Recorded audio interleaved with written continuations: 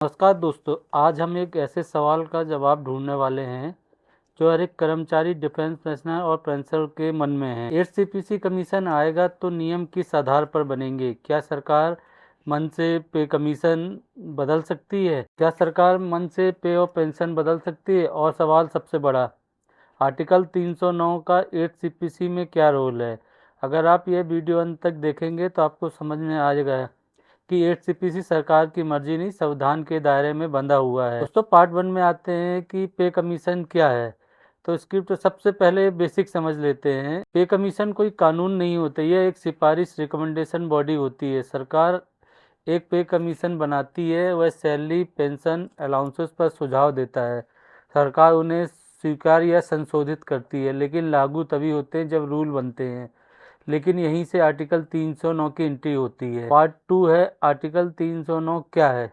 Article 309 Bharat के संविधान का अनुच्छेद है जो कहता है सरकारी कर्मचारी की सर्विस कंडीशन कानून या नियमों द्वारा तय की जाएगी। सरल भाषा में पे, पेंशन, रिटायरमेंट एज, अलाउंसेस सब कुछ आर्टिकल 309 के तहत बने रूल से तय होगा, यानी कैबिनेट की प्रेस कॉन्फ्रेंस से नहीं, अफवाहों से नहीं, रूल नोटिफिकेशन से। अब दोस्तों, पार्ट 3 आता है 8 CPC और आर्टिकल 309 का सीधा कनेक्शन। तो दोस्तों, अब ध्यान से समझिए, ये सबसे महत्वपूर्ण हिस्सा है। 8 पे कमीशन केवल सिफारिश देगा, फाइनल ताकत होगी आर्टिकल 309 की। सरकार को क्या करना होगा?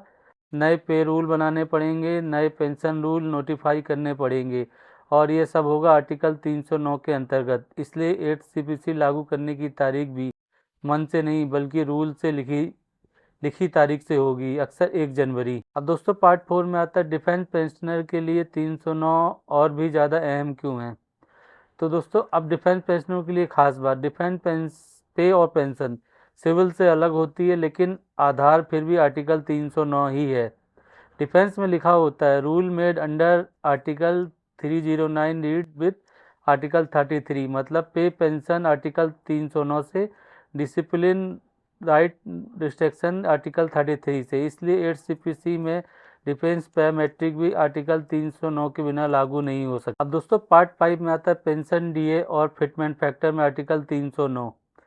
अब पेंशनर ध्यान दें, बहुत से लोग पूछते हैं क्या सरकार डीए मर्ज कर सकती है? क्या फिटमेंट फैक्टर 2 या 2.5 होगा? क्या मिनिमम पेंशन बदलेगी?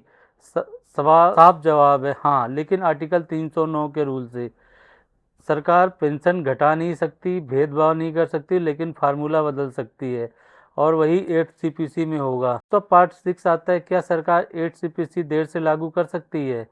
तो दोस्तों, इसका हाँ कर सकती है, लेकिन तरीका वही रहेगा। पे कमीशन देर से बने, रिपोर्ट देर से आए, रूल नोटिफिकेशन देर से हो, लेकिन लागू रूल में लिखित तारीख से ही होगा। और यही वजह है कि एरियर बनते हैं, पेंशन रिवीजन बाद में आती है। सब कुछ घूम फिर कर आर्टिकल 309 पर आ जाता है। अब दोस्तों, फाइनल समरी में आते हैं। जैसे तो अब आप पूरे वीडियो को 6 लाइन में समझिए दोस्तों। 8 CPC सिर्फ सिफारिश देता है, लागू रूल से होता है, रूल बनते हैं आर्टिकल 309 से। डिफेंस में 309 प्लस 33 लागू होता है। पे, पेंशन, डीए सब रूल बेस्ड हैं, सरकार मनमानी नहीं कर सकती। 8 CPC होता है कंटिन्यूस डिवाइस। आपने 8 CPC आर्टिकल 309 की असली ताकत देख ली है।